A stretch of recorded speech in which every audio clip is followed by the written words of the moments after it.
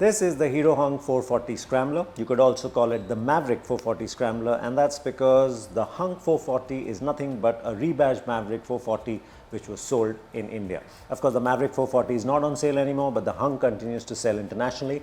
And now at EICMA, there is a newer, nicer version, we feel, of what Hero could do with this platform.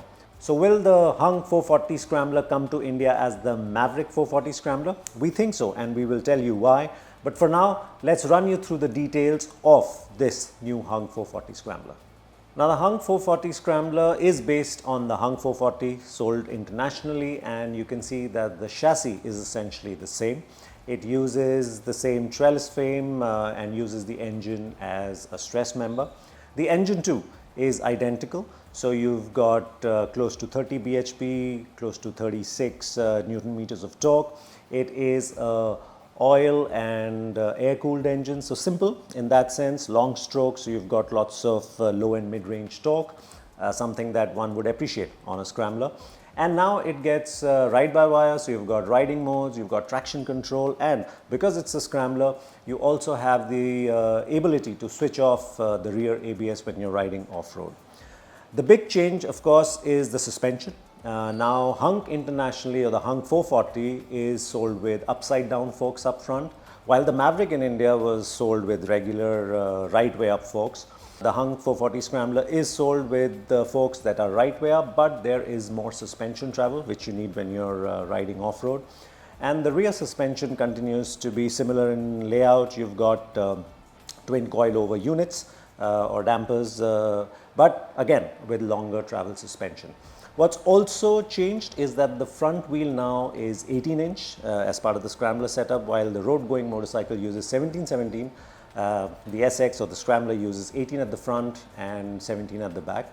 And with that and the longer travel suspension, there's also more ground clearance to be had. But these are mechanical bits which, of course, add a lot of value to the whole Scrambler prospect. But the biggest change, I think, is in terms of design. This motorcycle now looks a lot more appealing, a lot more desirable than the road-going Hunk / Mavrick ever did. And this should find traction both in international markets as well as in India. And that brings us to the fact that Hero will or should get the Mavrick version of this Scrambler to India. Now, the Mavrick, when it came to India, it's a nice motorcycle. It was a nice motorcycle, lovely engine, good suspension setup, comfortable seating ergos, but it did not do well because it just didn't check the right boxes in terms of desirability. It was just another, let's say, commuter sort of motorcycle. It didn't really have an identity. It wasn't a tourer. It didn't really stand out. But with this, in the Scrambler format, now Hero's got an opportunity to position it as something that is more desirable, as something that stands out, something that's exclusive.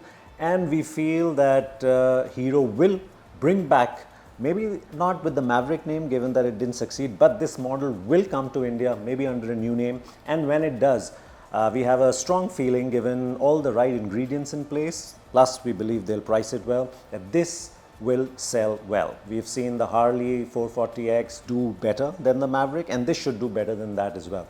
So it's a motorcycle we're really looking forward to. We've loved the engine on this. We've loved how Hero has done the setup on the road bike. We believe they are very good at setting up the motorcycles for off-road use as well.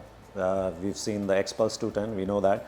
And so this is a motorcycle that is certainly worth looking forward to. Now let's hope and pray that Hero doesn't take too long to introduce it into India. Thank you so much for watching.